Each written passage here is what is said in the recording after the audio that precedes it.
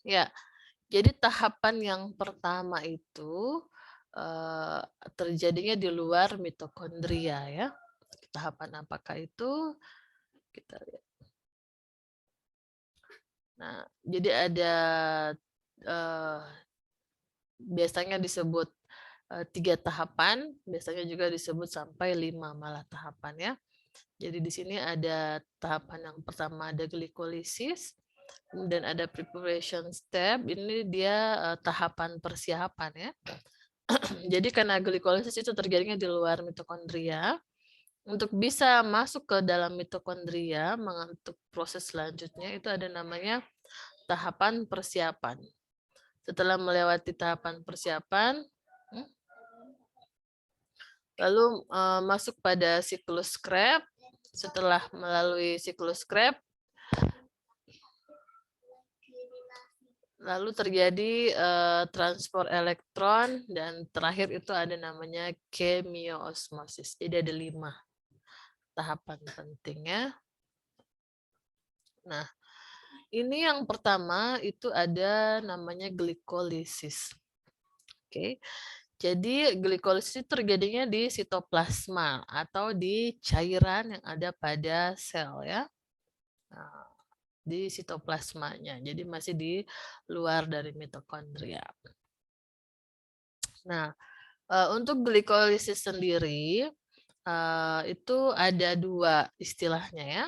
Ada namanya glikolisis untuk makhluk hidup yang tertentu yang terjadi secara aerobik. Dalam hal ini membutuhkan O2. Sementara ada peristiwa glikolisis yang tidak membutuhkan O2. Kita sebut dia anaerobik. Oke?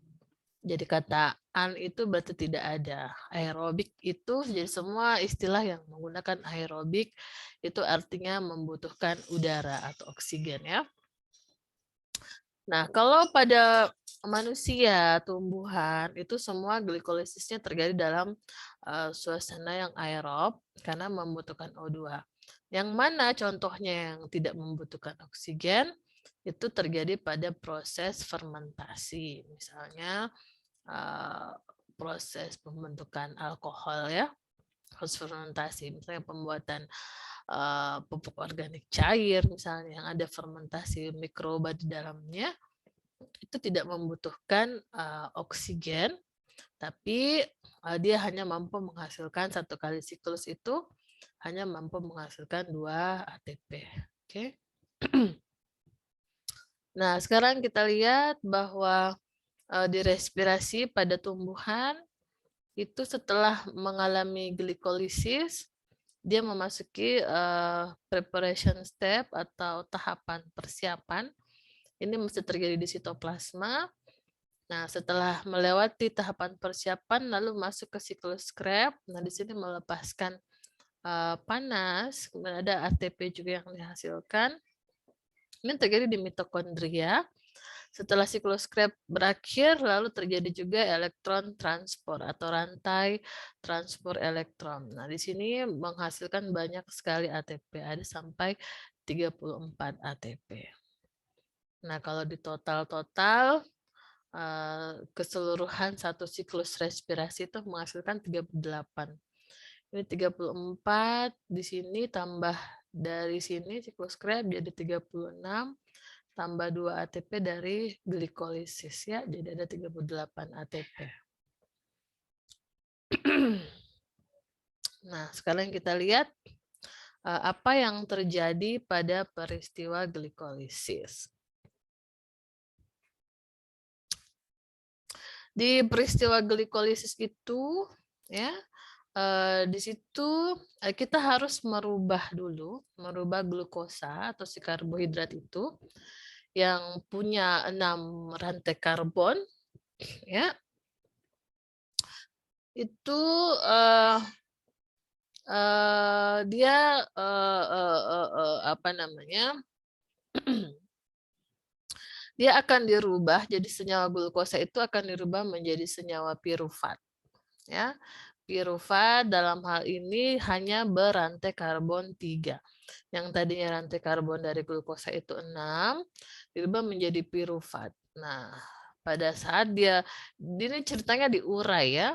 Yang tadinya 6 C-nya, rantainya C-nya ada 6, kemudian diurai menjadi 33.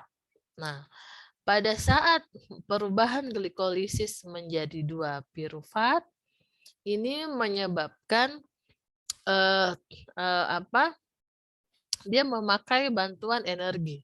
Dia memakai 2 ATP di sini, ya. Kemudian dia juga menggunakan 2 NADP+. Nah, jadi pada saat glukosa dirubah menjadi 2 pirufat, kemudian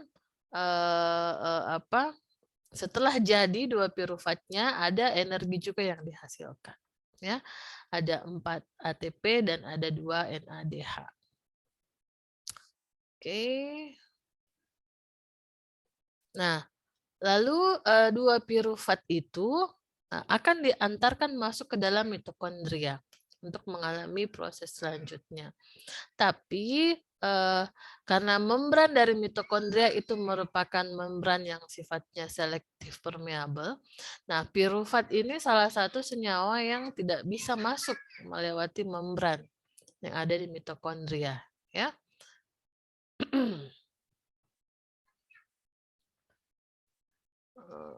Kita menggambar mitokondria ya. Nah, ini mitokondria kan dia bentuknya relatif oval. Nah, di sini dia punya membran dalam dan ada namanya membran luar. Oke. Nah, glikolisis. Jadi pirufat ini kan tadinya dihasilkan di luar sel tuh. Nah, ini ada pirufat di sini ya, ada 3 rantai karbonnya.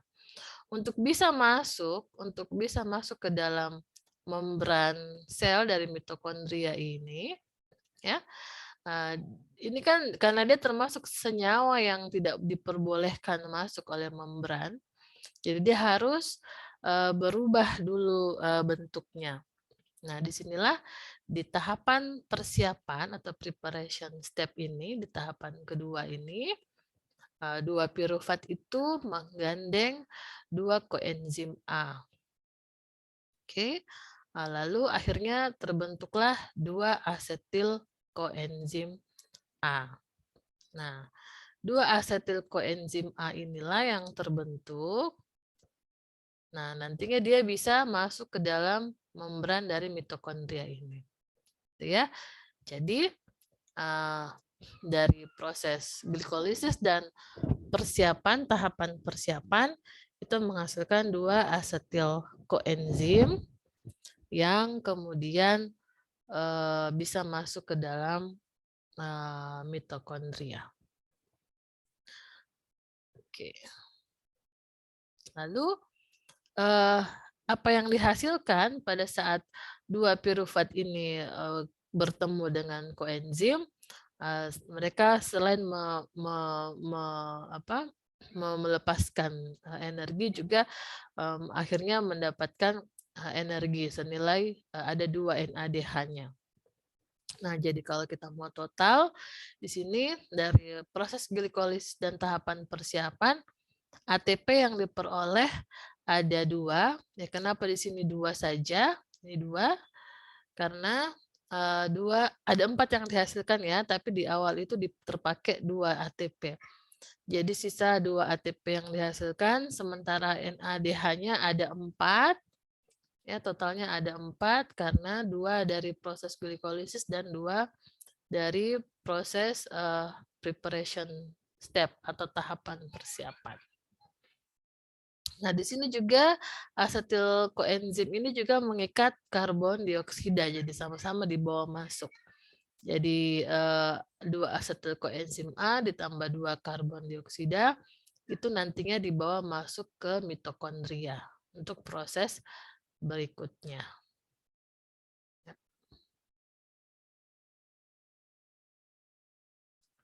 Lalu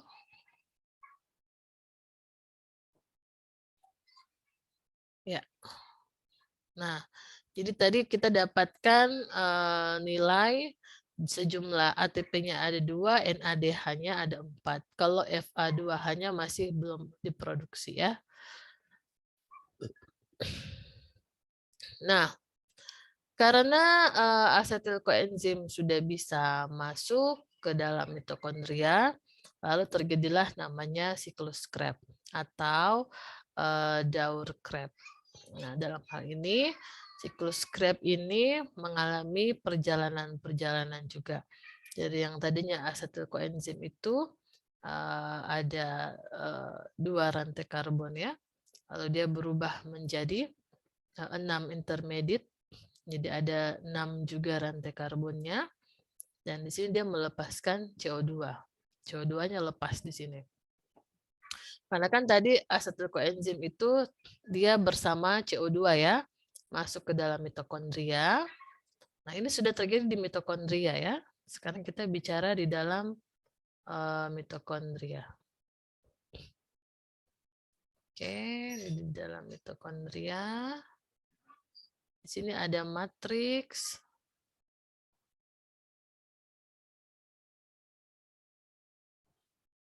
Jadi, aduh, kenapa ini?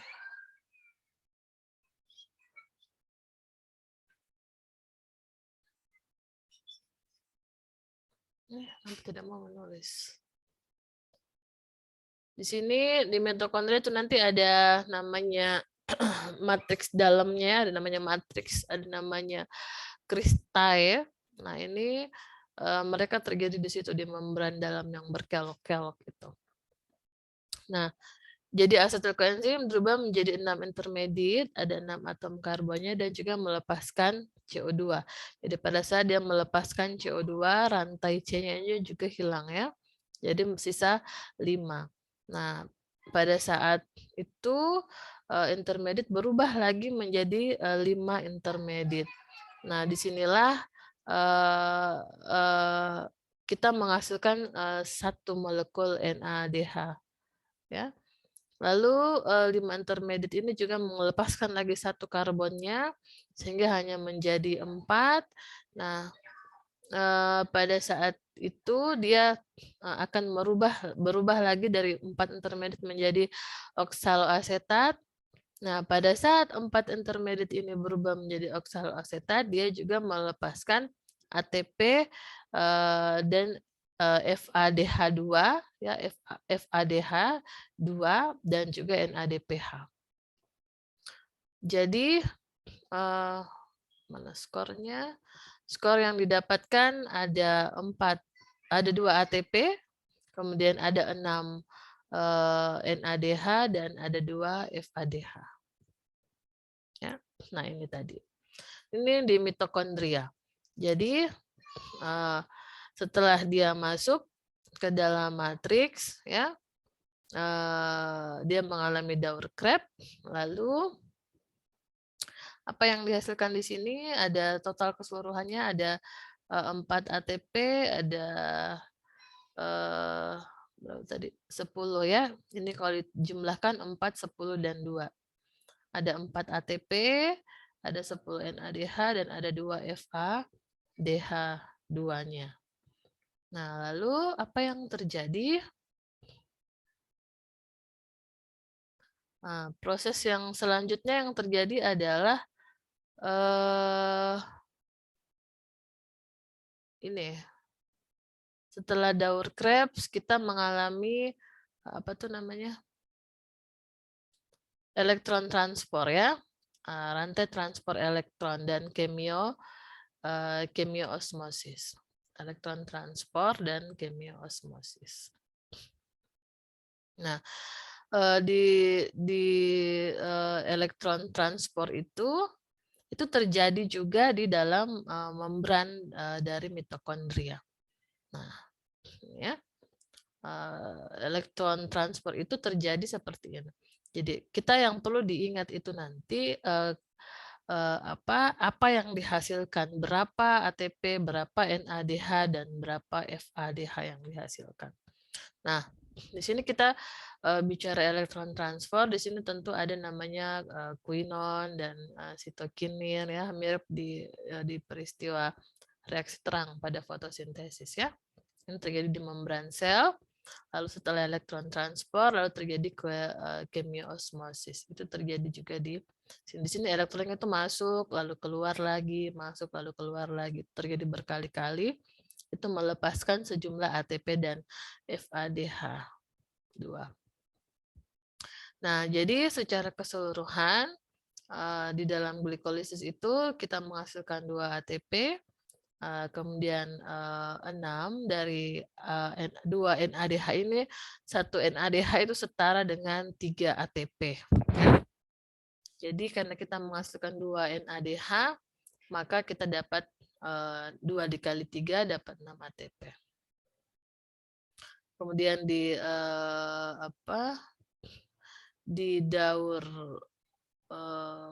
tahap apa ini DO? Nanti di siklus Krebs ada 6 NADH dan ada 2 FADH. Lalu dilanjutkan di tahapan transport elektron itu dia hanya menghasilkan 2 ATP. Ya. Jadi secara keseluruhan ada 38 ATP. Ya. Nah, ini tadi tempat terjadinya. Kalau glikolisis itu terjadinya di luar sitoplasma, di luar mitokondria ya, di dalam sitoplasma. Kalau siklus berikutnya itu terjadi di dalam mitokondria. Ya. Itu. Oke. Sampai di sini ada pertanyaan? Coba kita putarkan lagi beberapa video yang kemarin ya, itu kayaknya lebih mudah dari situ.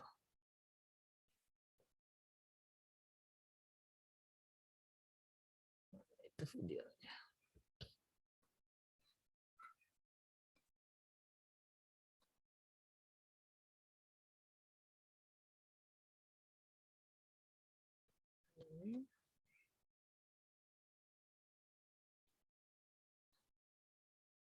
Pau Clinton. Hah? Ada mau? Dia udah mau minta pun. Dia mau terakhir.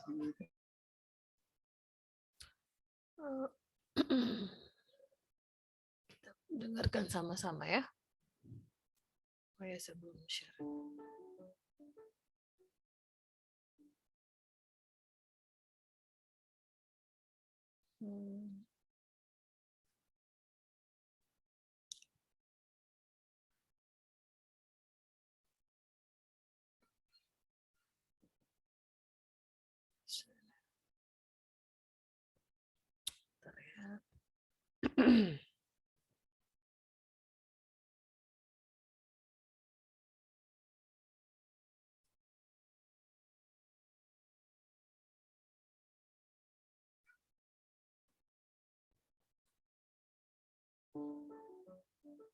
Terlihat ya? Terlihat ya videonya? Pada video kali ini kita akan membahas tentang yang merupakan tahapan pertama dalam proses respirasi. Dalam bahasa Inggris, glikolisis memiliki arti sugar splitting, yang kalau dalam bahasa Indonesia artinya adalah pemecahan glukosa. Glikolisis Dia memecahkan glukosa. Sitosol atau sitoplasma. Karbon 6 akan dipecah menjadi struktur gula yang lain, sehingga menghasilkan 2 molekul sirupat, 2 NADH, 2 ATP. Bagaimanakah prosesnya? Tetap konsentrasi ya, karena lumayan agak panjang. Ibu, bisa dinaikin sedikit volumenya, Bu? Hah? Kecil sekali suaranya, Bu. Bisa ditambah-tambah suaranya, Bu. Peran adalah heksokinase. Heksokinase Kecil akan mentransfer sekali. gugus fosfat dari ATP Sekarang? ke glukosa, sehingga menjadi glukosa 6-fosfat. Disinilah ATP pertama kali digunakan. Selanjutnya, pada tahap kedua, glukosa 6-fosfat akan diubah menjadi fruktosa 6-fosfat. Pada tahap ini, glukosa 6-fosfat dikonversi menjadi fruktosa 6-fosfat oleh enzim fosfoglukoisomerase. Tahap ketiga, fruktosa 6-fosfat diubah menjadi fruktosa 1,6 bifosfat. Enzim yang berperan adalah fosfofruktokinase. Nah, fosfofruktokinase ini akan mentransfer gugus fosfat dari ATP. Inilah tahap penggunaan ATP yang kedua.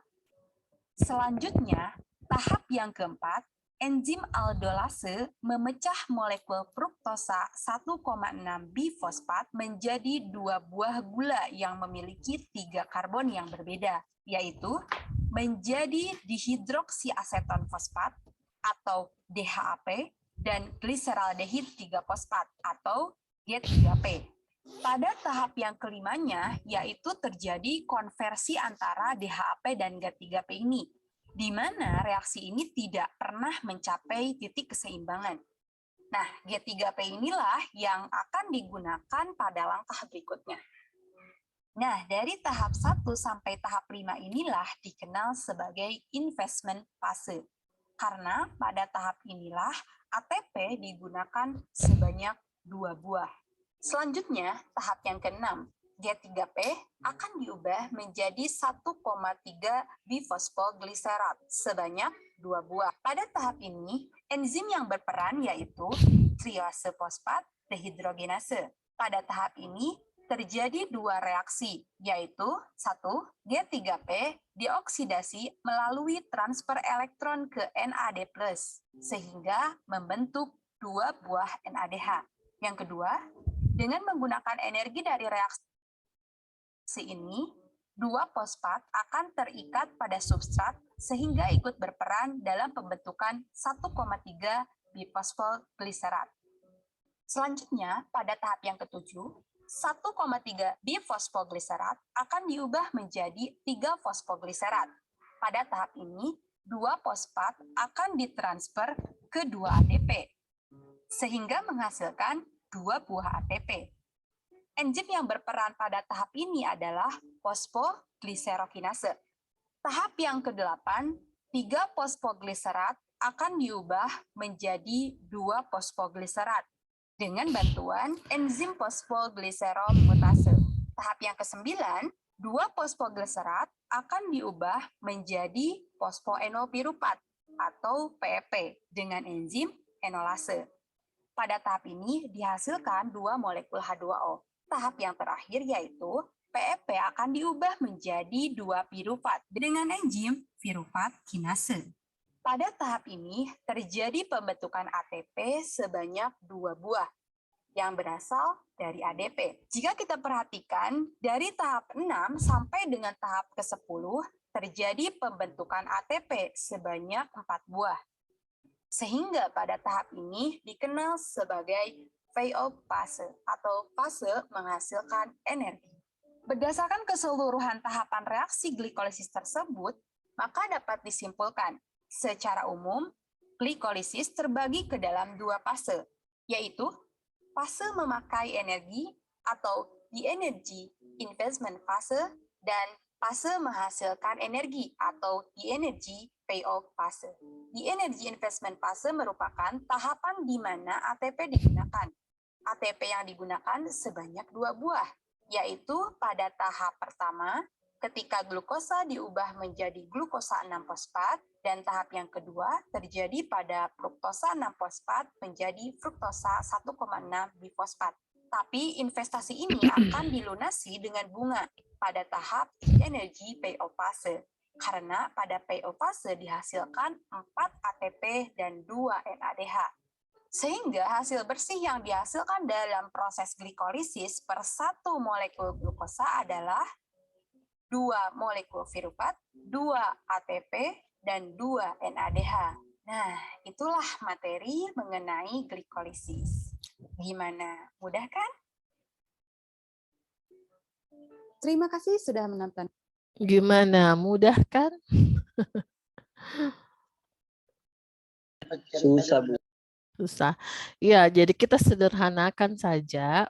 Nah, tidak mesti kita ikuti sampai berapa tadi itu 9 tahapan ya.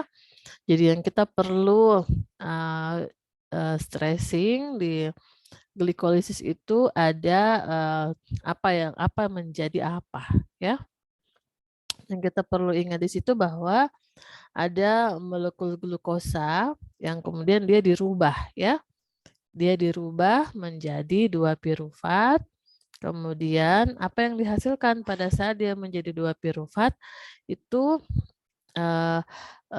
tadi ada 2 tahapan ya, ada tahapan memakai energi dan ada tahapan menghasilkan energi. Jadi pada saat dia memakai energi, dia memakai 2 ATP. Nah, 2 ATP yang dipakai itulah yang dihasilkan pada saat fotosintesis. Nah, terus pada akhirnya sebelum dia sampai pada untuk menghasilkan 2 asam pirufat, dia kan akhirnya menghasilkan energi. Nah, itu ada 4 ATP dan ada 2 NADH. Ya, jadi catatannya di situ. Ibu bikin coba disederhanakan lagi. Ini pakai whiteboard tuh. Ya. Jadi untuk glikolisis ya, glikolisis itu kan tadinya kita pakai glukosa ya. Jadi memang itu kata glikolisis itu dari kata glukosa ya. Lisis artinya menguraikan. Jadi menguraikan glukosa. Nah, glukosa ini akan diuraikan ya, akan dibuat menjadi lebih sederhana. Tujuan produk akhirnya setelah diuraikan adalah asam pirufat. Ini saja yang perlu kalian ingat. Jadi glukosa itu diubah menjadi asam pirufat. Ini sebanyak 2 molekul ya. Aduh, udah susah ya nulis.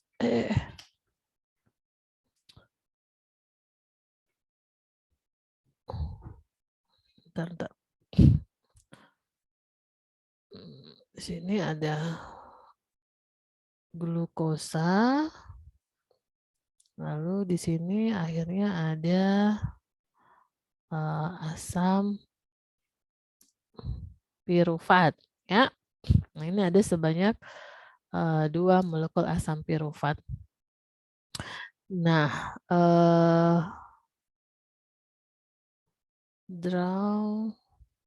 nah, glukosa ini mau kita urai ya, kita pecah-pecah. Kita pecah-pecah menjadi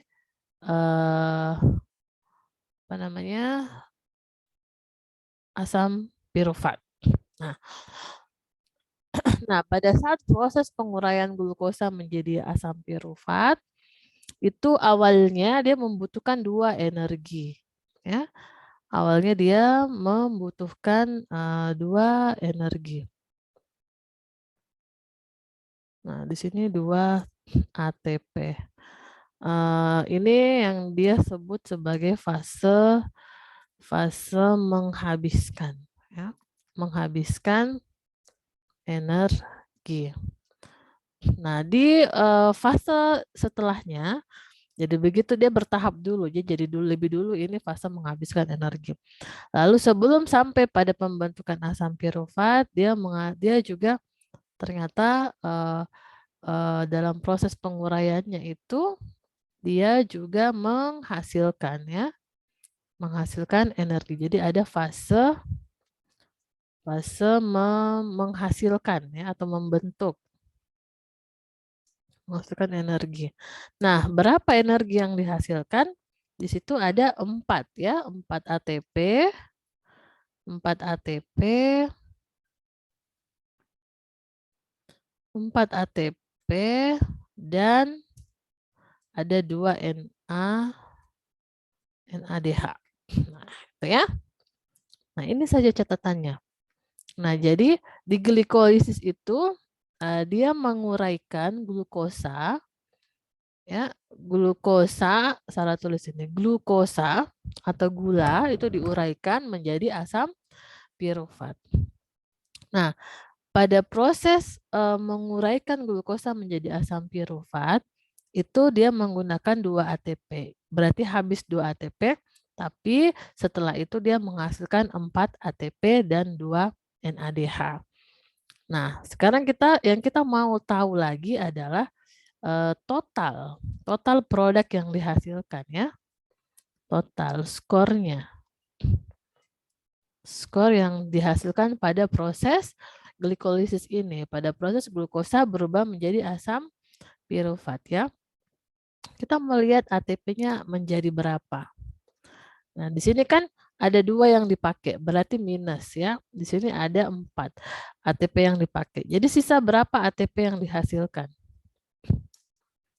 Ada 4 yang dihasilkan, ada 2 yang digunakan. Jadi sisanya ada berapa ATP yang dihasilkan? Coba direspon. Sejauh ini bisa dipahami ya? Ibu coba sesederhana mungkin ini. Bisa enggak sampai di sini? 6 ATP, Bu. 6. Coba lihat. Ini kan 2 ATP itu dihabiskan. Berarti dia sudah menggunakan 2 ATP. Berarti dia menghabiskan, mengurangi, minus ini, minus 2. Nah, sementara lalu ada lagi dia menghasilkan. Ini positif. Ada 4 ATP yang dihasilkan. Nah, karena ada 4 yang dihasilkan, ada 2 yang digunakan, berarti nilai akhir dari ATP itu sisa berapa? Kan ada yang dipakai, ada yang dihabiskan, ada yang dihasilkan. Begini, Bu, kan 2 ATP fase menghabiskan energi. Nah, Iya. jumlah daripada awalnya itu cuma 2 atau memang lebih? Kan hasilnya yang 2 ATP dihabiskan, terus 4 ATP yang dihasilkan. Iya, begini. Jadi kan ini ceritanya peristiwa yang terjadi berulang-ulang. Dia kayak siklus, dia berputar. Jadi tidak satu kali tahapan. Begitu selesai dia berulang lagi, berulang lagi. Jadi yang tadinya itu dia punya 4 ATP, lalu dipakai lagi di siklus sebelumnya, itu terpakai lagi 2. Jadi akhirnya dia sisa 2 saja. Sisa 2 yang dihasilkan dalam satu kali siklus. Sisa 2 ATP yang bisa dipakai di luar respirasi itu. Atau yang bisa dipakai ke daur krep. Jadi dia produk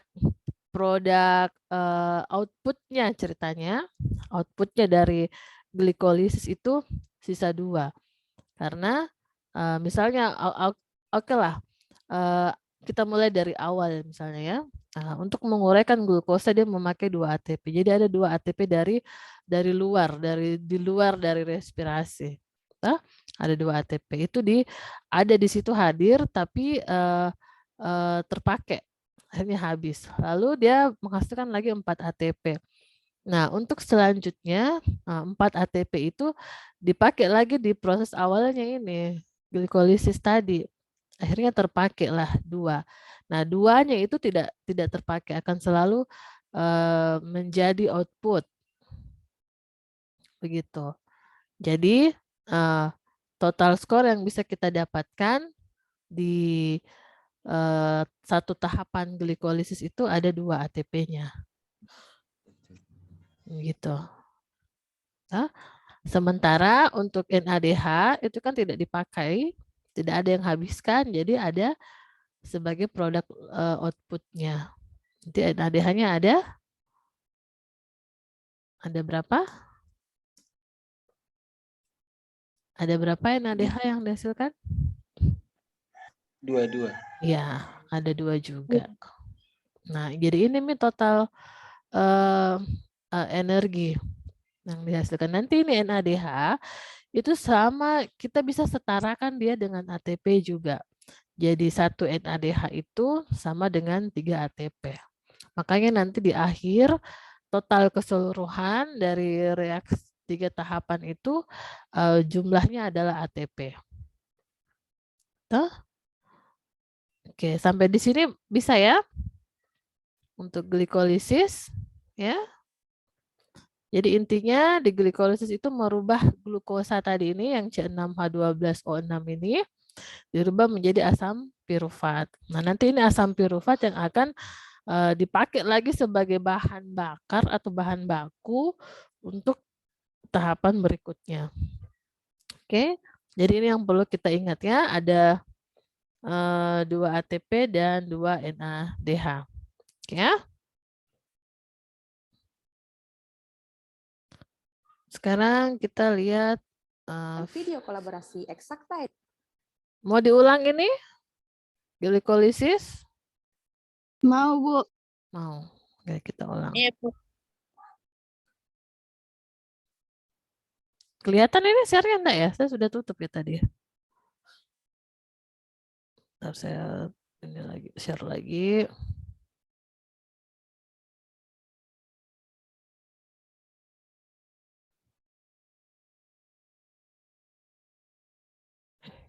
Glikolisis. Kelihatan? Kelihatan ya? Pada video Ibu. kali ini kita akan membahas tentang glikolisis yang merupakan tahapan pertama dalam proses respirasi. Dalam bahasa Inggris, glikolisis memiliki arti sugar splitting, yang kalau dalam bahasa Indonesia artinya adalah pemecahan glukosa. Glikolisis terjadinya di sitosol.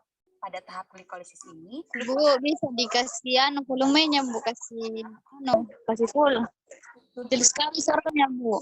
Besar sekali Min ya, menghasilkan 100% nih. 2 NADH, 2 Saya ATP. yang conge. Bagaimanakah prosesnya? Tetap konsentrasi ya, karena lumayan agak panjang. Terdapat 10 tahapan Mau proses 10 yang terjadi tahapannya, pada tapi kita glikolisis. sederhanakan Yaitu, saja. tahap pertama, glukosa akan diubah menjadi glukosa 6-fosfat. Pada tahapan ini, enzim yang berperan adalah heksokinase. Heksokinase akan mentransfer gugus fosfat dari ATP ke glukosa, sehingga menjadi glukosa 6-fosfat. Disinilah ATP pertama kali digunakan. Jadi ada satu Selanjutnya, ATP pada yang tahap dipakai. kedua, glukosa 6-fosfat akan diubah menjadi fruktosa 6-fosfat. Pada tahap ini, glukosa 6-fosfat dikonversi menjadi fruktosa 6-fosfat oleh enzim fosfoglukoisomerase. Tahap ketiga, fruktosa 6-fosfat diubah menjadi fruktosa 1,6 bifosfat. Enzim yang berperan adalah fosfofruktokinase. Nah, fosfofruktokinase ini akan mentransfer gugus fosfat dari ATP. Inilah tahap penggunaan ATP yang kedua. Selanjutnya, tahap yang keempat, enzim aldolase memecah molekul fruktosa 1,6 bifosfat menjadi 2 buah gula yang memiliki 3 karbon yang berbeda, yaitu menjadi dihidroksiaseton fosfat atau DHAP dan gliseraldehid 3-fosfat atau G3P. Pada tahap yang kelimanya, yaitu terjadi konversi antara DHAP dan G3P ini, di mana reaksi ini tidak pernah mencapai titik keseimbangan. Nah, G3P inilah yang akan digunakan pada langkah berikutnya. Nah, dari tahap 1 sampai tahap 5 inilah dikenal sebagai investment fase. Karena pada tahap inilah ATP digunakan sebanyak 2 buah. Selanjutnya, tahap yang ke-6, G3P akan diubah menjadi 1,3 bifosfogliserat sebanyak 2 buah. Pada tahap ini, enzim yang berperan yaitu triose fosfat dehidrogenase. Pada tahap ini, terjadi 2 reaksi, yaitu 1. G3P dioksidasi melalui transfer elektron ke NAD+, sehingga membentuk 2 buah NADH. Yang kedua, dengan menggunakan energi dari reaksi ini, 2 fosfat akan terikat pada substrat sehingga ikut berperan dalam pembentukan 1,3 bifosfogliserat. Selanjutnya, pada tahap yang ketujuh, 1,3 bifosfogliserat akan diubah menjadi 3 fosfogliserat. Pada tahap ini, 2 fosfat akan ditransfer ke 2 ADP, sehingga menghasilkan 2 buah ATP. Enzim yang berperan pada tahap ini adalah fosfogliserokinase. Tahap yang ke-8, 3 fosfogliserat akan diubah menjadi 2 fosfogliserat dengan bantuan enzim fosfogliseromutase. Tahap yang ke-9, 2 fosfogliserat akan diubah menjadi fosfoenopiruvat atau PEP dengan enzim enolase. Pada tahap ini dihasilkan 2 molekul H2O. Tahap yang terakhir yaitu PEP akan diubah menjadi 2 piruvat dengan enzim piruvat kinase. Pada tahap ini terjadi pembentukan ATP sebanyak 2 buah. yang berasal dari ADP. Jika kita perhatikan, dari tahap 6 sampai dengan tahap ke-10 terjadi pembentukan ATP sebanyak 4 buah. Sehingga pada tahap ini dikenal sebagai payoff fase atau fase menghasilkan energi. Berdasarkan keseluruhan tahapan reaksi glikolisis tersebut, maka dapat disimpulkan, secara umum, glikolisis terbagi ke dalam 2 fase, yaitu fase memakai energi atau the energy investment fase dan fase menghasilkan energi atau the energy payoff fase. The energy investment fase merupakan tahapan di mana ATP digunakan. ATP yang digunakan sebanyak 2 buah, yaitu pada tahap pertama ketika glukosa diubah menjadi glukosa 6-fosfat dan tahap yang kedua terjadi pada fruktosa 6-fosfat menjadi fruktosa 1,6-fosfat. Tapi investasi ini akan dilunasi dengan bunga pada tahap energy payoff fase karena pada payoff fase dihasilkan 4 ATP dan 2 NADH.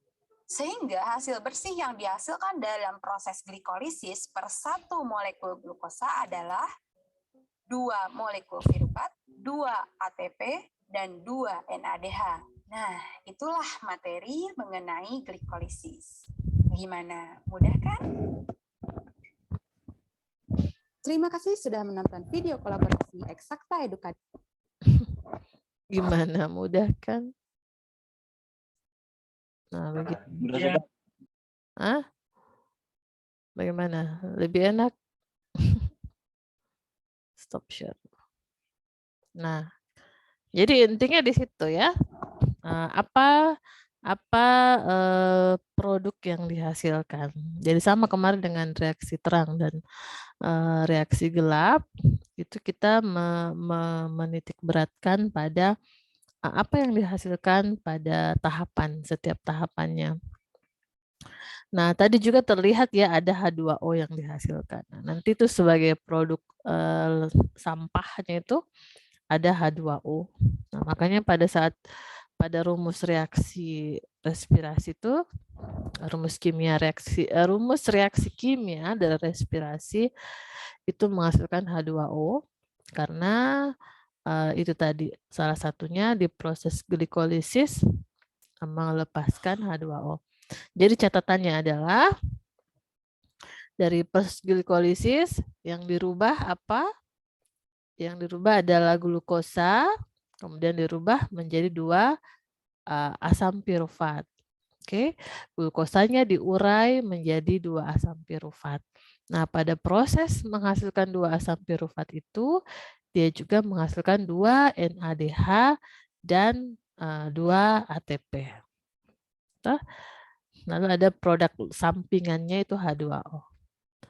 Bisa ya? Bisa dicermati? Sudah dicatat? Sudah dicatat berapa skornya? Ada 2 ATP dan 2 NADH ya. Catat Kina? Iya, Bu. Ya. 2 ATP dan 2 NADH. Plus ada juga H2O ya, produk sampingan. Jadi di situ di fase glikolisis itu ada 2 peristiwa yang terjadi ya. Ada satu memakai energi, yang kedua menghasilkan energi.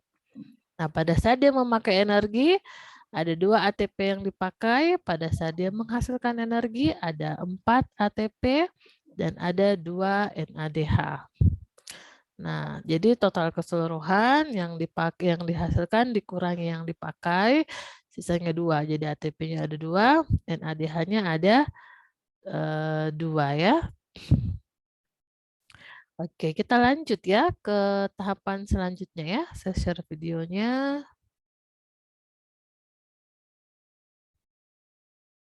Bisa dimengerti ya yang glikolisis ya. Iya, Bu. Oke.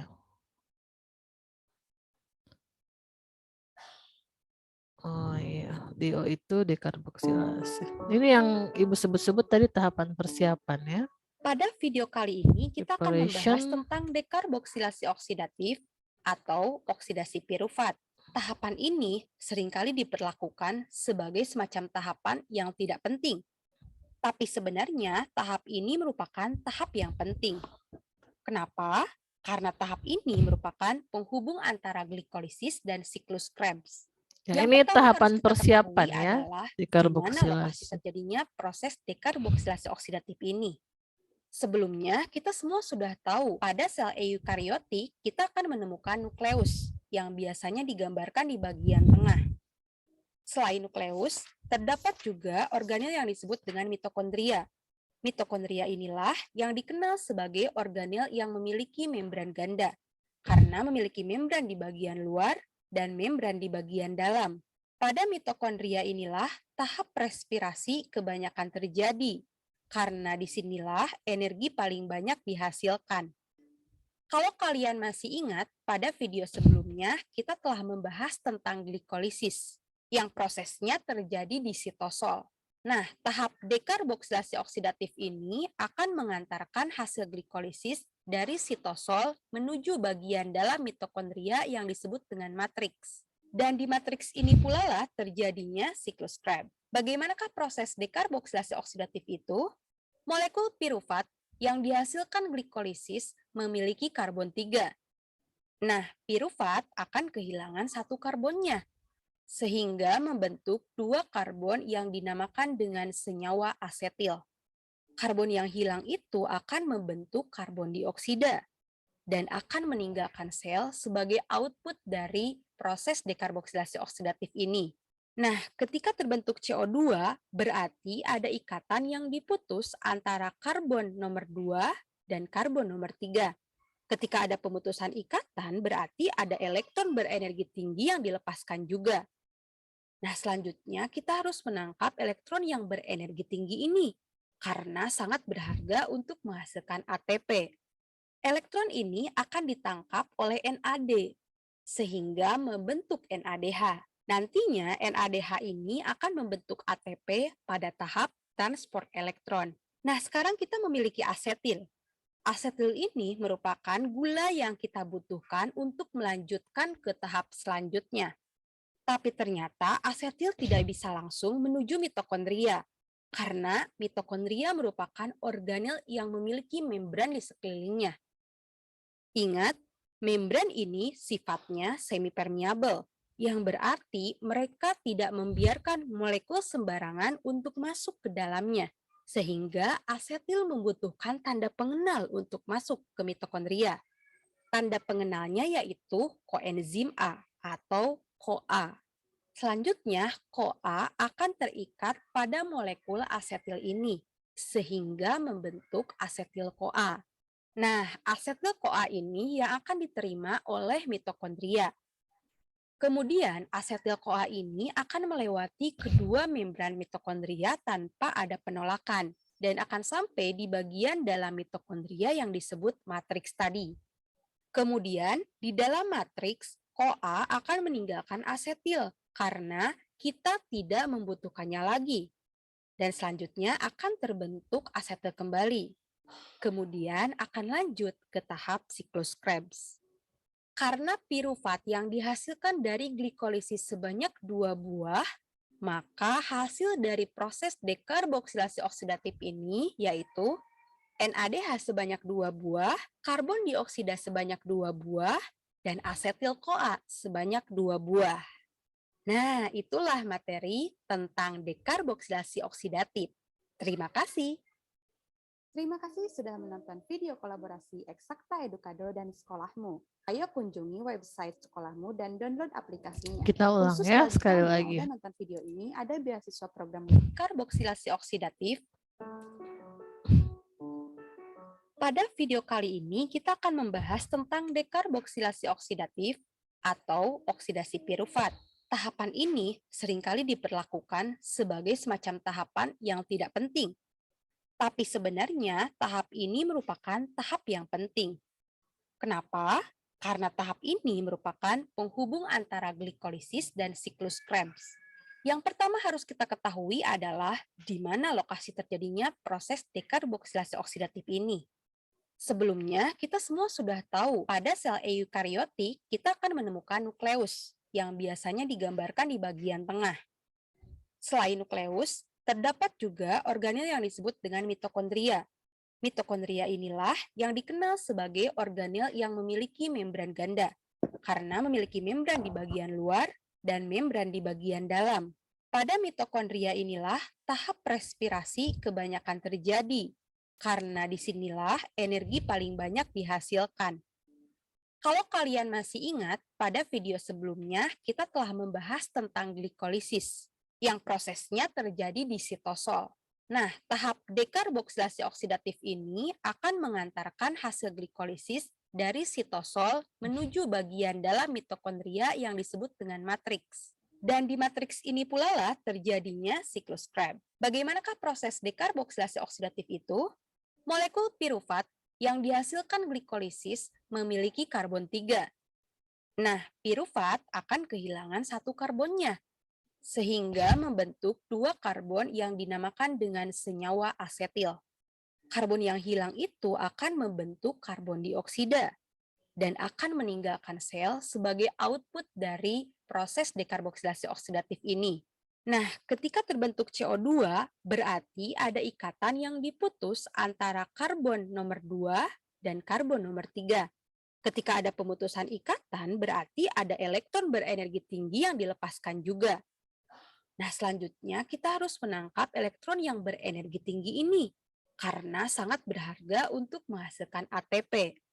Elektron ini akan ditangkap oleh NAD sehingga membentuk NADH. Nantinya NADH ini akan membentuk ATP pada tahap transport elektron.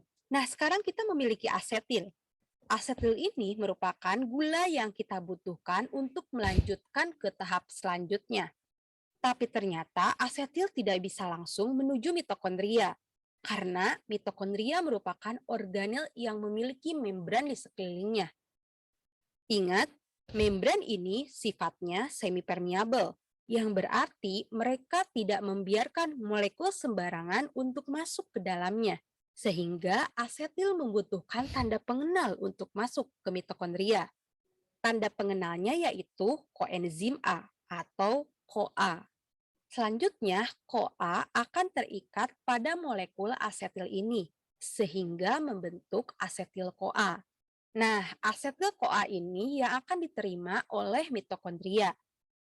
Kemudian, asetil-CoA ini akan melewati kedua membran mitokondria tanpa ada penolakan, dan akan sampai di bagian dalam mitokondria yang disebut matriks tadi.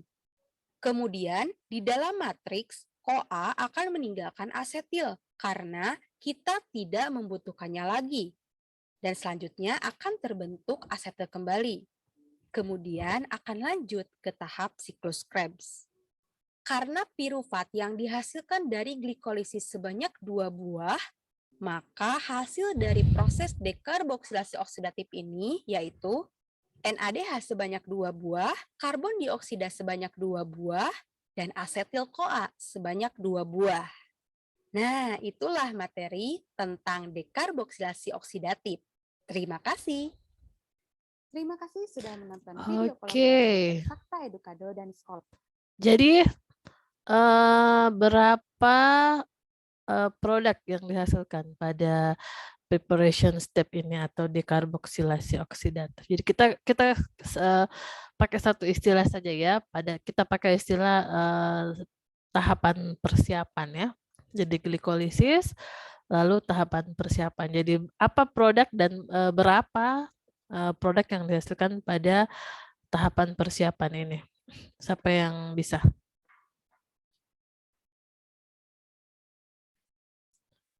Ya, dipahami gitu? Ya, coba.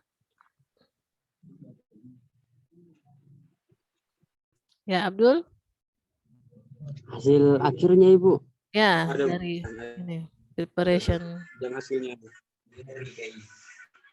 2 NAD, NADH dengan karbon dioksida atau CO2 dan 2 asetil CoA atau koenzim asetil.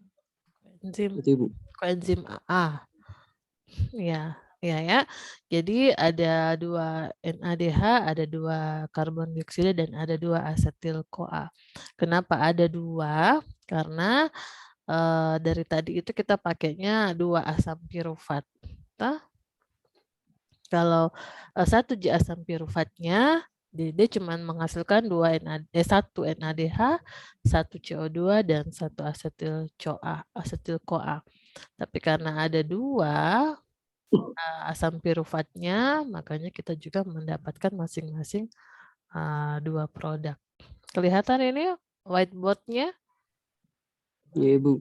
Nah, sekarang kita lanjutkan. Jadi setelah tadi diproses, ini kan tahapan ini namanya glikolisis ya. Jadi ini semuanya bersambung. Nah, setelah glikolisis, kita masuk pada tahap persiapan. Bentar. Stressing dulu. Ini namanya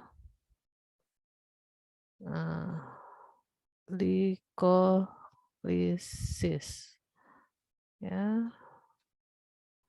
Tahapan ini adalah tahapan glikolisis. Oke. Nah, selanjutnya produk dari glikolisis kan ada asam pirufat ya, ada 2 asam pirufat ya. Nah, ini 2 asam pirufat ini kan mau dimasukkan ke dalam mitokondria.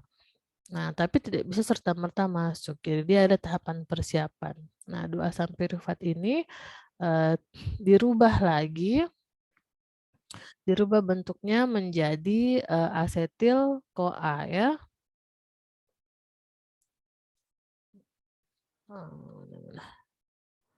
Menjadi asetil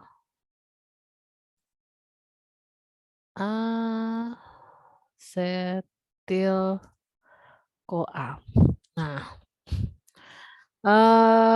dia harus dirubah bentuknya menjadi asetil CoA karena kalau asam pirufat saja itu tidak bisa masuk ke dalam mitokondria.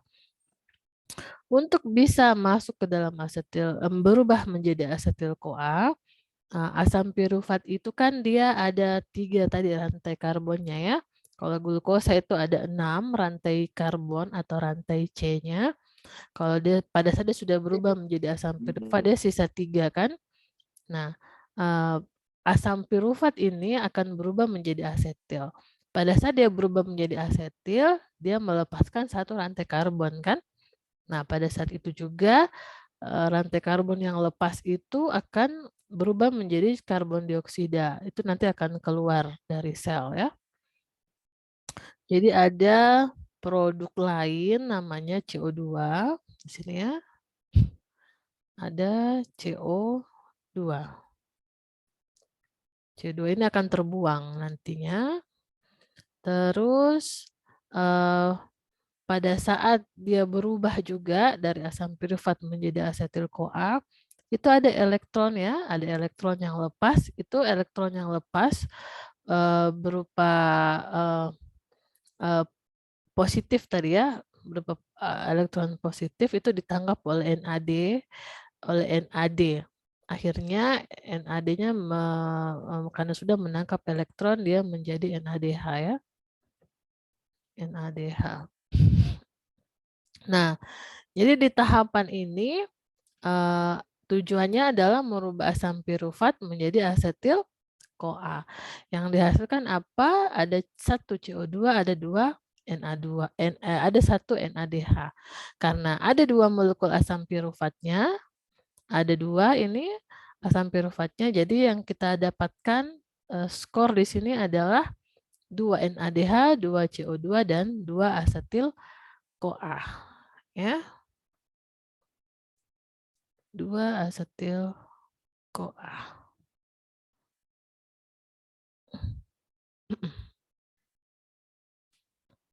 Total skornya adalah 2 NADH. Kalau CO2 itu dia kan dilepaskan nanti kan di sel, di luar sel ya dilepaskan.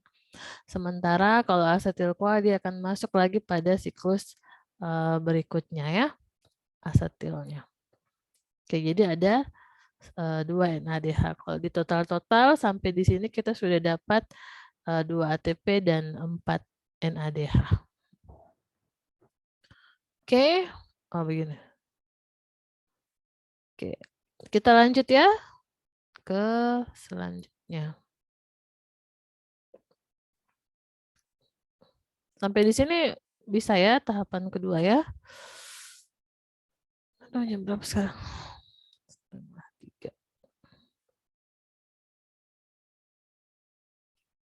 Kita lihat lagi mana nih? Aduh. Kenapa dia lari? Mana ini dia?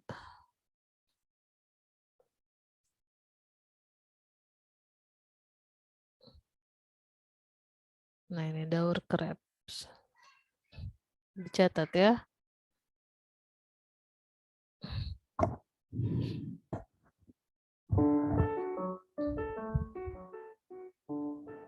Sekarang kita akan membahas tentang siklus Krebs, yang merupakan tahap ketiga dalam proses respirasi aerob. Lanjutan dari proses dekarboksilasi oksidatif yang kita bahas di video sebelumnya. Siklus Krebs ini sering juga dikenal sebagai siklus asam sitrat. Alasan mengapa disebut siklus Krebs adalah sebagai bentuk penghargaan kepada Hans Krebs, seorang ilmuwan dari Jerman yang merupakan penemu dari siklus Krebs ini.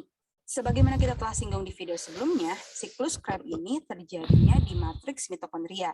Nah, bagaimanakah prosesnya? Secara singkat, penjelasan tentang siklus Krebs ini terdiri dari 8 tahapan. Mari kita mulai. Pada tahap yang pertama, asetil-CoA yang memiliki 2 atom karbon merupakan hasil dari dekarboksilasi oksidatif akan mengalami kondensasi bersama dengan senyawa oksaloasetat yang memiliki 4 atom karbon. Sehingga antara gugus asetil dan oksaloasetat membentuk ikatan menjadi senyawa berkarbon 6 yang dikenal sebagai sitrat atau asam sitrat. Karena asam sitrat ini merupakan senyawa yang terbentuk pada tahap pertama, siklus ini dikenal sebagai siklus asam sitrat. Pada saat pembentukan asam sitrat ini, CoA akan dilepaskan, sehingga sitrat memiliki koenzim A. Nah, enzim yang berperan pada tahap yang pertama ini adalah sitrat sintase. Selanjutnya, pada tahap yang kedua, sitrat akan mengalami perubahan menjadi isositrat yang masih memiliki karbon 6.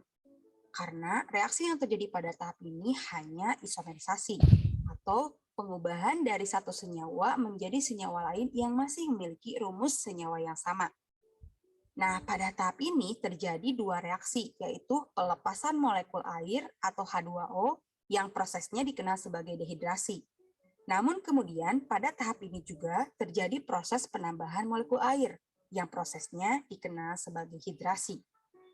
Proses pengubahan sitrat menjadi asam sitrat ini dikatalis oleh enzim akonitase. Pada tahap yang ketiga, isositrat yang memiliki 6 karbon akan diubah menjadi alpha ketoglutarat yang memiliki 5 atom karbon.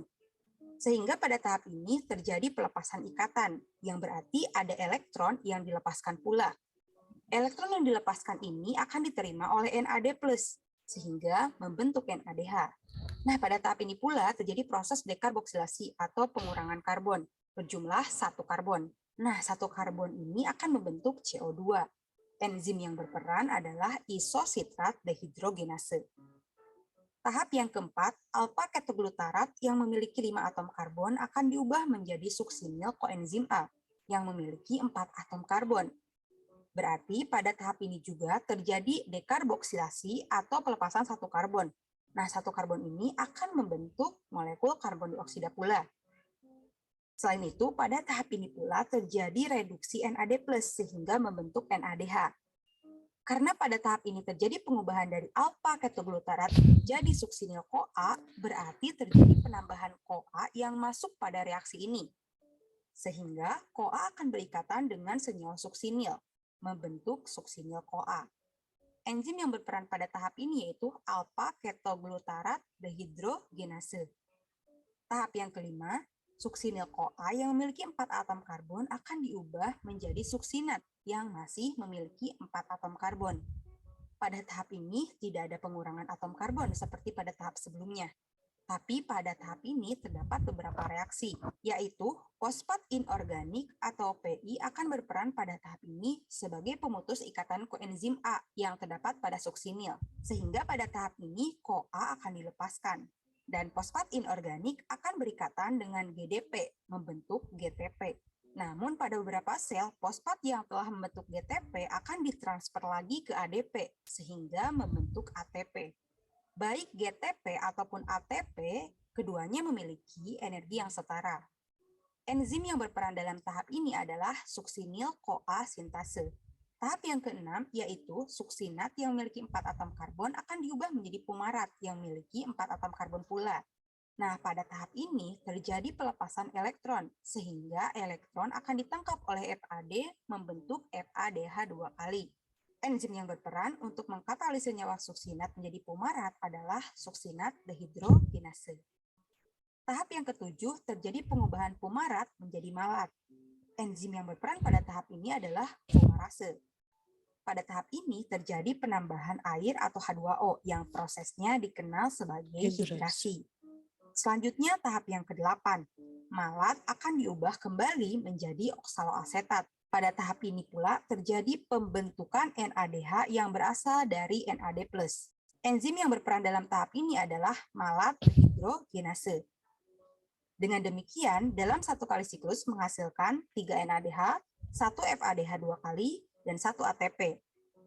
Karena pada dekarboksilasi oksidatif menghasilkan 2 asetil-CoA, berarti pada siklus Krebs ini menghasilkan 6 NADH, 2 FADH 2 kali, dan 2 ATP. Nah, itulah materi tentang siklus Krebs.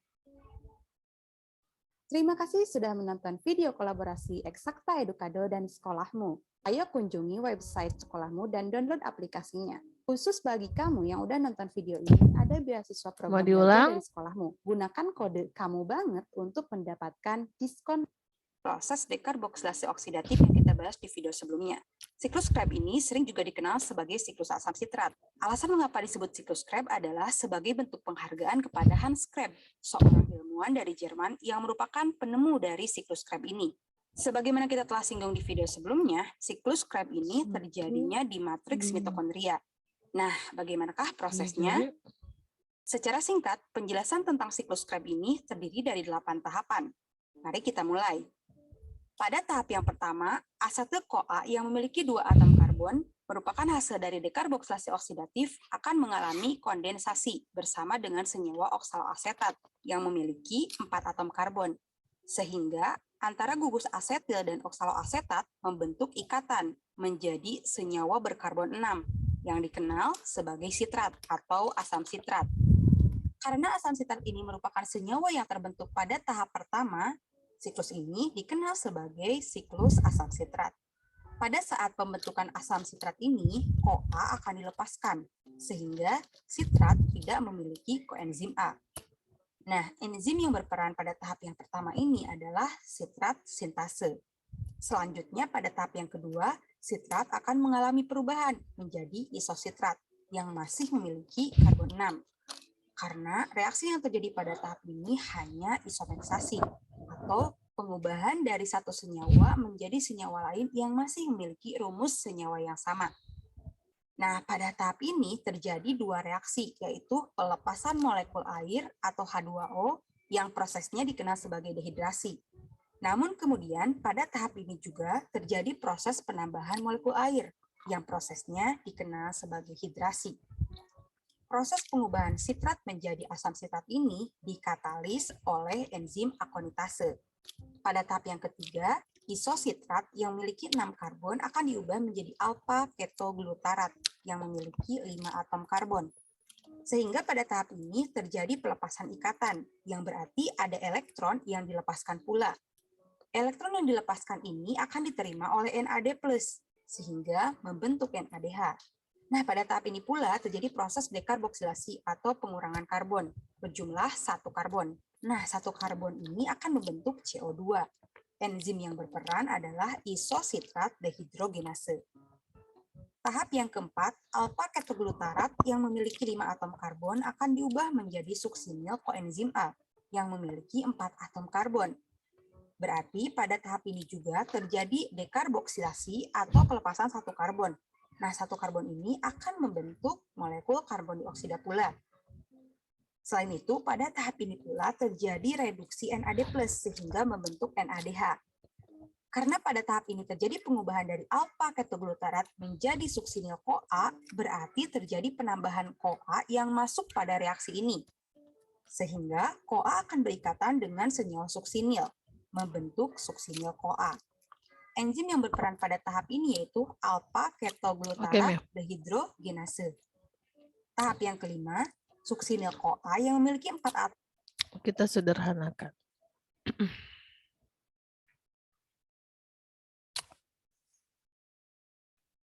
Ada yang sudah catat berapa produk yang dihasilkan untuk siklus Krebs?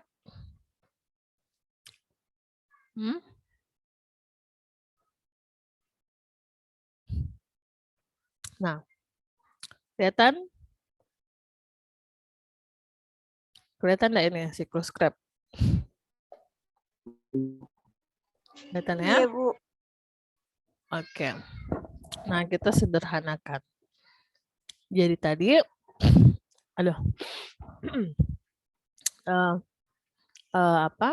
asetil CoA yang dihasilkan dari tahapan persiapan itu, ya. Jadi tadi kan glukosa berubah menjadi asam pirufat. Asam pirufat diurai lagi menjadi asetil CoA. Asetil CoA ini berikatan dengan ada namanya oksaloasetat. Ya.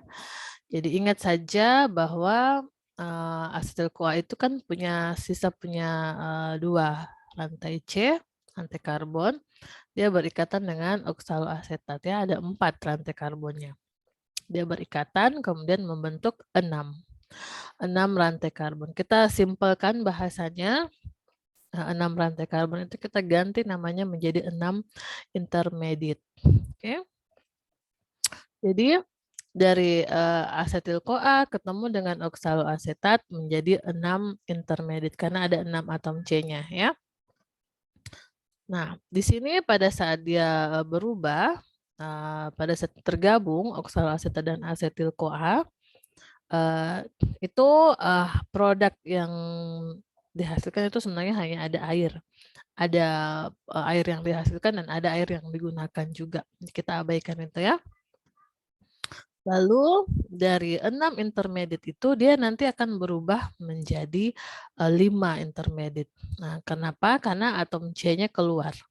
Atom C-nya keluar menjadi karbon dioksida. Jadi ada output-nya berupa karbon dioksida yang nanti akan lepas ya. Keluar dari sel. Nah, pada saat 6 menjadi 5, itu ada yang dihasilkan di situ berupa NADH. Ya. Ada 1 NADH. Nah, ini yang merupakan produknya ya. Ada NADH. Lalu dari 5 intermediate ini berubah menjadi 4 intermediate. Karena yang 5 atom C-nya berubah menjadi 4 atom C-nya. Tentu dia juga melepaskan karbon dalam bentuk CO2 di sini.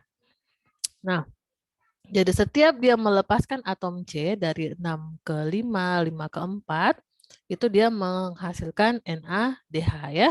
Ingat ya, jadi sudah 2 NADH-nya karena sudah 2 kali dia melepaskan rantai karbonnya ya. Oke. Nah, lalu dari 4 intermediate itu nantinya dia akan berproses sampai 3 kali ya. Nah, kita sederhanakan. Jadi 4 intermediate itu akan kembali membentuk oksaloasetat tetap dengan 4 rantai karbon. Nah, pada saat 4 intermediate itu berubah menjadi oksaloasetat, apa yang dihasilkan? Ada ATP, ada FADH, dan ada juga NADH-nya.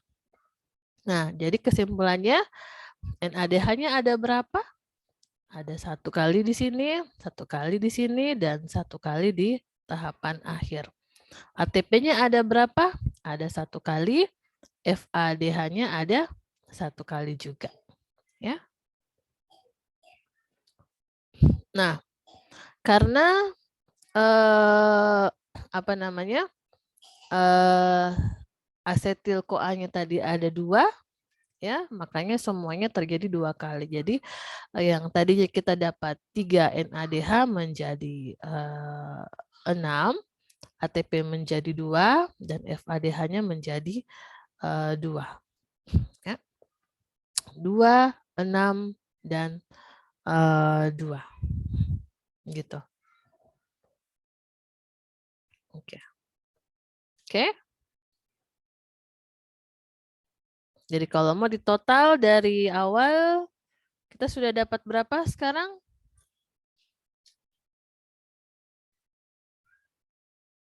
Kita total di glikolisis itu, glikolisis berapa ATP dan NADH? Ayo coba direspon. Di tahapan persiapan,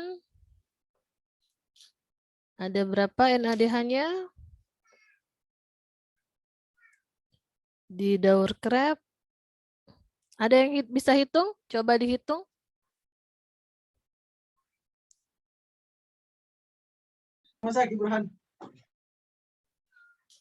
Coba dihitung. 2 Ibu. Apanya 2? 2 Ibu. Apanya 2?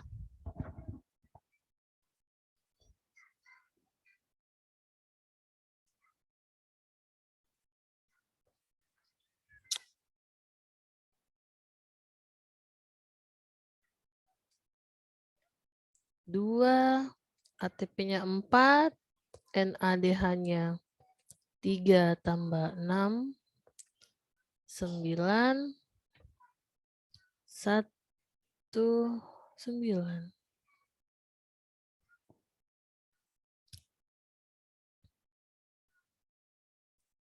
Dua.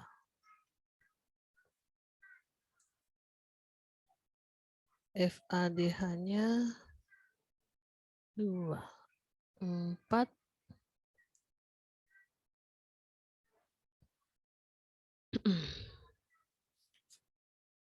Oh, di preparation NADH-nya ada 2. Berarti jadi sekarang kita dapat ATP-nya 4, NADH-nya 10, FADH-nya ada 2. Ada yang catat itu? Coba kita review. Jadi di glikolisis berapa ATP?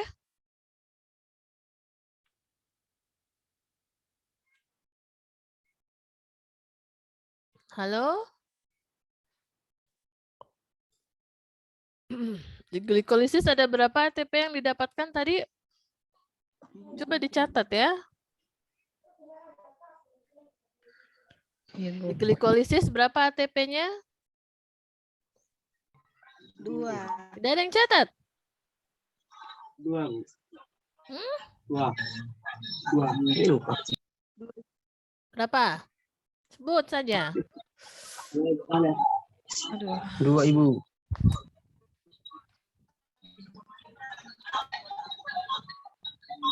Hah? Bagaimana nih? Disimak enggak dari tadi nih?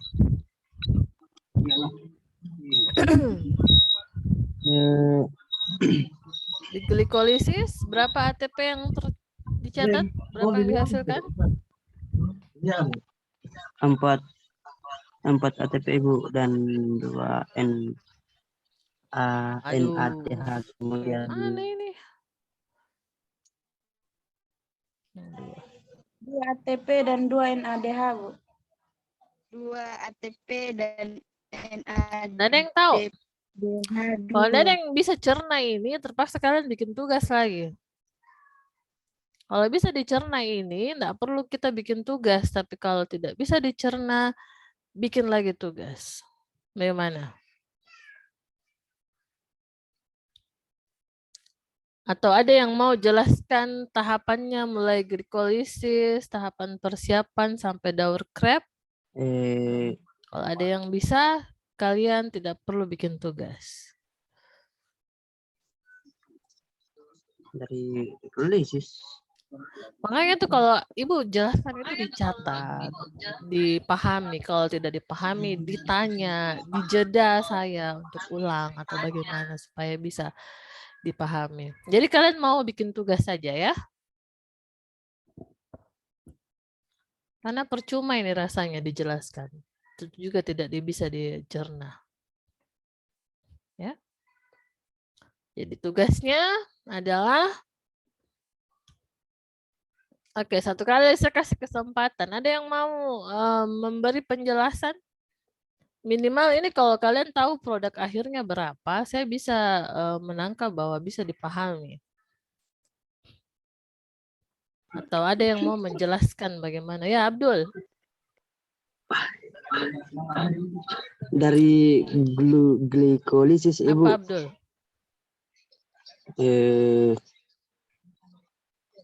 Halo? Pada saat Tadi kan Abdul sudah jelaskan, sudah sebutkan itu berapa ATP NADH-nya di apa itu glikolisis dan di tahapan persiapan toh? Iya, Bu. Ya. Coba dulu Apa yang di itu glikolisis sama di tahapan persiapan, berapa yang produk yang dihasilkan? Ada nggak yang bisa?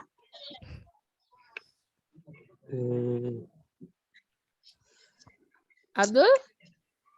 Iya, Bu. Mana suaramu, Abdul? Pada tahapan glikolisis itu Kedengaran di Abdul mana suaramu?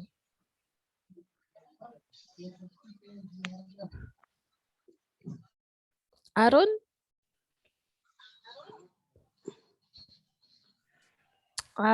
Tuh. Ya sudah lah, kalian bikin tugas. pada tahapan ya. Glikolisis. Bikin tugas. Saya mau jelaskan yang tahapan terakhirnya ini. Dijelaskan atau tidak perlu ya? Kalian bikin tugas saja ya. Ya. Dibuatkan saja tugasnya, tidak ada respon ini semua ini. Bagus menjelaskan lagi Bu supaya tambah paham Ki. Ada yang mau merespon? Saya lihat Saya, beberapa Bu. yang mencoba bersuara, tapi saya nggak dengar kayak ini. Halo? Iya, Bu. Halo, coba bicara satu orang. Iya Bu, Bu, ngelek jaring. Halo, Arun? Saya Arun dan teman-teman yang lain. Oh, kedengaran. Ya, Arun. Gimana, Arun?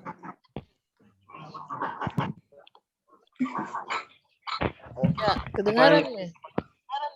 Kecil suaranya Bu. Hah? Besar sekali Kecil ini. suaranya. Besar sekali ini suaramu saya dengar. Ya Bu. Ya, ada yang mau merespon tadi enggak? Untuk 3 tahapan di awal itu. Minimal saya tahu kalau kalian bisa mencerna ini. Ya, Abdul? Saya, Bu. Ya, coba Abdul. Pada tahapan glikolisis itu di mana glukosa itu menghasilkan 2 asam piruvat. Okay. Kemudian sebelum menghasilkan 2 asam piruvat, glukosa membutuhkan 2 energi, yaitu 2 ATP. Okay. Kemudian Bu. Kemudian menghasilkan 4 energi atau 4 ATP dan 2 NADH. Oke. Kemudian pada total produk akhirnya yaitu 2 ATP dan 2 NADH plus 2 H2O plus H2O. Oke. Lalu tahapan pada tahapan persiapan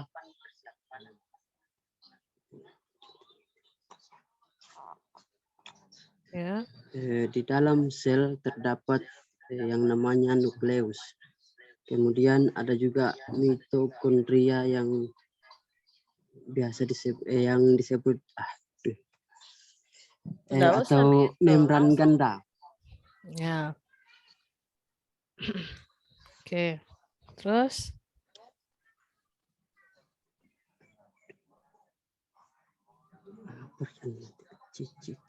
lanjut nih ke asam piruvatnya. Menjadi apa dia dulu? 3 karbon. Kemudian melakukan asam piruvatnya dirubah menjadi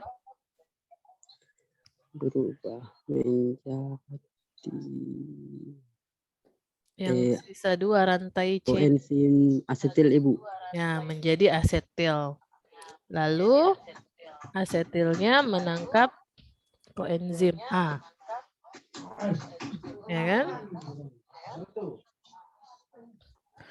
Nah, kemudian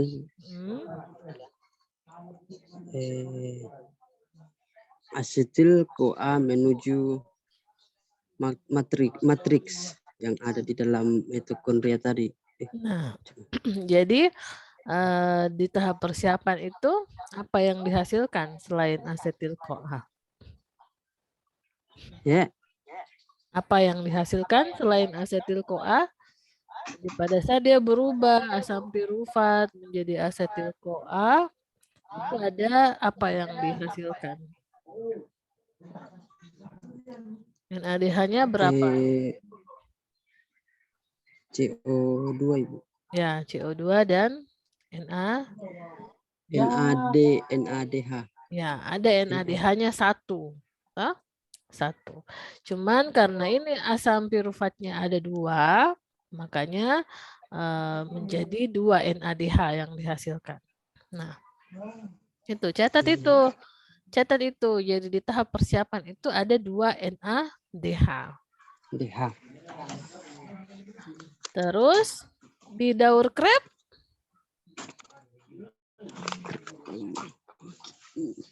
yang bermain di situ kan asetil CoA lagi kan? Kan ini asam piruvat, asetil itu semua gula ya, dari glukosa yang berubah-berubah bentuknya, yang lepas-lepas rantai karbonnya. Nah, yang terakhir itu dia menjadi asetil CoA, masuk ke matriks di dalam mitokondria, itu berikatan dengan oksaloasetat. Oke? Oksaloasetat membentuk namanya 6 intermediate ya, karena ada 6 atom C-nya. Oke. Jadi pada saat 6 intermediate melepaskan lagi 1 atom C-nya, dia berubah menjadi 5 intermediate. Nah, pada saat dia melepaskan atom C itu terbentuklah NADH dan 2 ya. Lalu dari 5 intermediate berubah menjadi 4 intermediate. Ya, di situ dilepaskan juga NADH dan ya nanti di atas. Lalu 4 intermediate itu berubah kembali menjadi oksaloasetat. Nah, pada saat 4 intermediate kembali menjadi oksaloasetat, itu dihasilkan 1 ATP, 1 NADH, dan 1 FADH2. Nah, karena siklus ini juga berjalan 2 kali karena asetil-CoA-nya ada 2, jadi total produk yang dihasilkan 3 NADH dikali 2 menjadi 6 NADH, FADH-nya menjadi 2, ATP-nya juga menjadi 2. Catat. Sudah catat? Jadi secara keseluruhan dari glikolisis, tahapan persiapan sampai ke dalam trap, ATP yang dihasilkan ada 4. NADH yang dihasilkan ada berapa?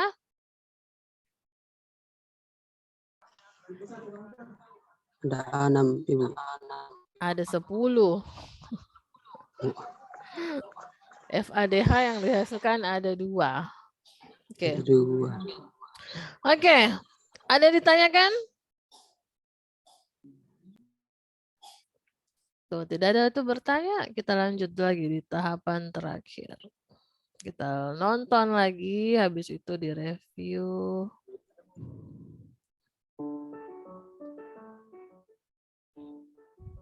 Kali ini kita akan membahas tentang rantai transfer elektron dan kemiosmosis, yang merupakan tahap terakhir dalam respirasi aerob. Nah, di tahap inilah kita sebenarnya akan membuat sebagian besar ATP kita. Rantai transfer elektron dan kemiosmosis merupakan proses produksi ATP dari NADH dan FADH2 yang dihasilkan dalam glikolisis, dekarboksilasi oksidatif, dan siklus Krebs. Kenapa NADH dan FADH2 ini harus diubah menjadi ATP? Karena NADH dan FADH2 merupakan salah satu bentuk energi, namun berupa energi yang belum dapat digunakan oleh tubuh, sehingga harus diubah menjadi ATP agar dapat dimanfaatkan oleh tubuh. Sehingga tujuan dari rantai transfer elektron dan kemiosmosis adalah untuk menghasilkan energi yang dapat dimanfaatkan oleh tubuh. Yang harus pertama kita ketahui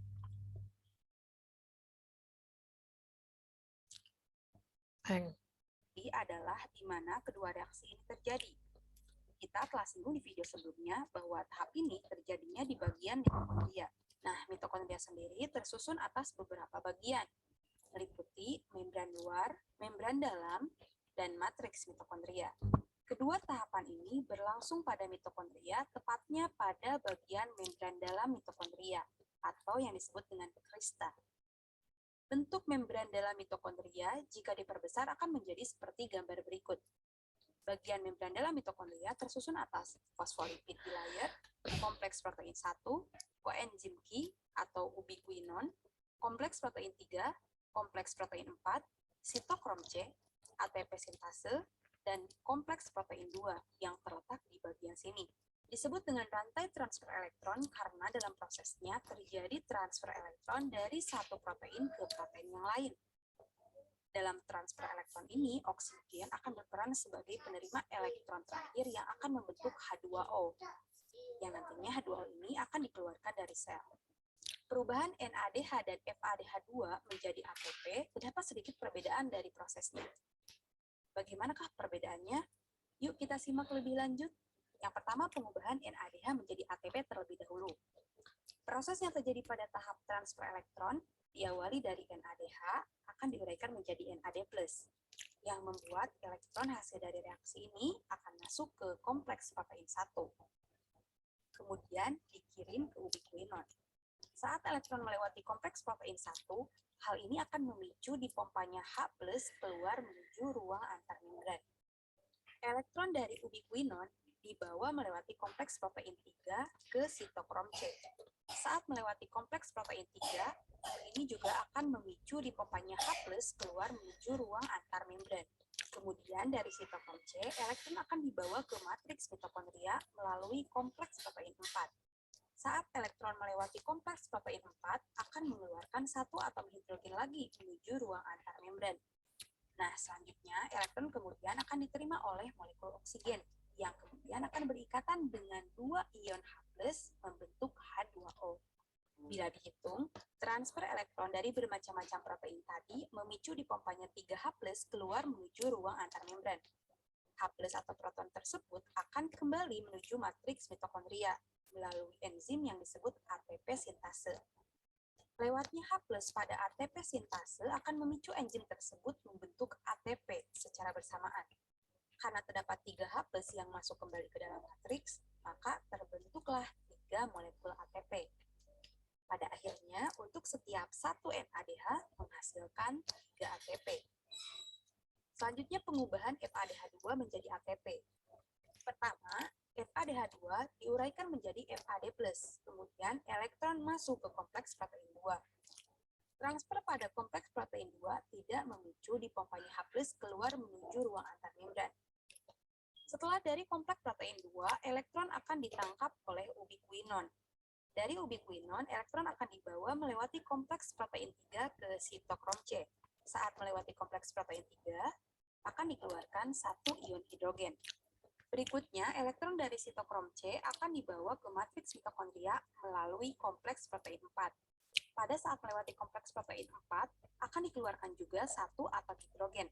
Nah, selanjutnya elektron kemudian akan diterima oleh molekul oksigen, yang kemudian berikatan dengan 2 ion H+, membentuk H2O. Setiap atom hidrogen yang terbentuk akan masuk ke ATP sintase untuk menjadi ATP. Jumlah ion hidrogen yang dikeluarkan berjumlah 2 untuk setiap 1 molekul FADH2. Jadi hasil dari perubahan untuk setiap 1 FADH2 menghasilkan 2 ATP. Nah, proses transfer elektron terjadi sampai tahap diterimanya elektron oleh oksigen, yang merupakan aseptor elektron terakhir. Sedangkan proses pembentukan ATP oleh enzim ATP sintase tersebut dinamakan dengan chemiosmosis. Nah, selesailah proses respirasi aerob. Selanjutnya, berapakah total yang dihasilkan dalam respirasi aerob? Pada proses glikolisis, dihasilkan 2 ATP dan 2 NADH. Pada proses dekarboksilasi oksidatif, dihasilkan 2 NADH. Pada siklus Krebs, dihasilkan 6 NADH, 2 FADH2, dan 2 ATP.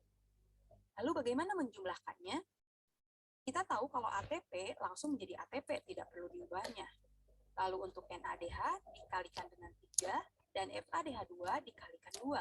Sehingga pada glikolisis ini dihasilkan 2 ATP, 2 NADH diubah menjadi 6 ATP. Pada dekarboksilasi oksidatif, 2 NADH menjadi 6 ATP. Pada siklus Krebs, NADH menjadi 18 ATP, FADH menjadi 4 ATP. Dan 2 ATP tetap menjadi 2 ATP. Sehingga totalnya 38 ATP. Lalu kenapa ada yang menyebutkan totalnya 36 ATP? Karena 2 ATP digunakan untuk menembus mitokondria. Karena kita tahu ya, kalau misalkan glikolisis terjadinya di sitosol dan reaksi yang lainnya terjadinya di mitokondria. Sehingga butuh energi untuk menembus mitokondria. Pada akhirnya, totalnya 38 ATP dikurangi 2 ATP menjadi 36 ATP. Nah, gimana? Mudah kan? Terima kasih sudah menonton video kolaborasi Eksakta Edukado dan Sekolahmu. Ayo kunjungi website sekolahmu dan download aplikasinya. Khusus bagi kamu yang udah nonton video ini, ada beasiswa program belajar dari sekolahmu. Gunakan kode kamu banget untuk mendapatkan diskon 50%. Jangan lupa juga subscribe channel Sekolahmu Indonesia dan follow akun media. Oke. Jadi untuk tahapan terakhirnya yaitu rantai transfer elektron dan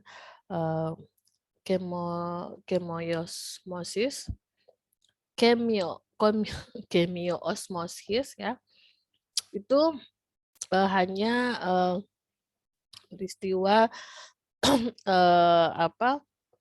peristiwa terjadinya perpindahan elektron dari yang tadi itu NADH dan FADH yang dihasilkan pada tahapan sebelumnya itu diubahnya menjadi ATP.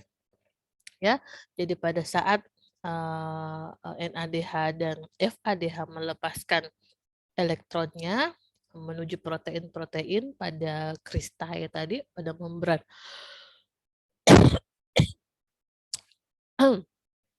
pada membran dalam dari mitokondria, itu yang kita sebut sebagai transfer elektron. Sementara ketika elektronnya sudah lepas dan masuk kembali ke dalam ATP sintase tadi itu ya, nah itu dia berubah menjadi ATP. Jadi ketika elektronnya berubah menjadi ATP, itulah yang disebut peristiwa kemioosmosis ya. Jadi transfer elektron itu adalah ketika atom H itu ketika elektron H lepas melewati protein pada membran, itu namanya transfer elektron ya. Jadi ada elektron-elektron yang berpindah dari membran dari dalam matriksnya kemudian menuju keluar membran, itu melepaskan elektron, itu namanya transfer elektron. Lalu ketika elektron masuk lagi ke dalam kristal melewati protein yang disebut apa tadi? ATP sintase. Nah, itulah yang disebut kemioosmosis. Nah, jadi total kita sudah dapatkan dari satu siklus respirasi itu kita bisa mendapatkan 4 ATP, 10 NADH, dan 2 FADH. Itu kita konversi.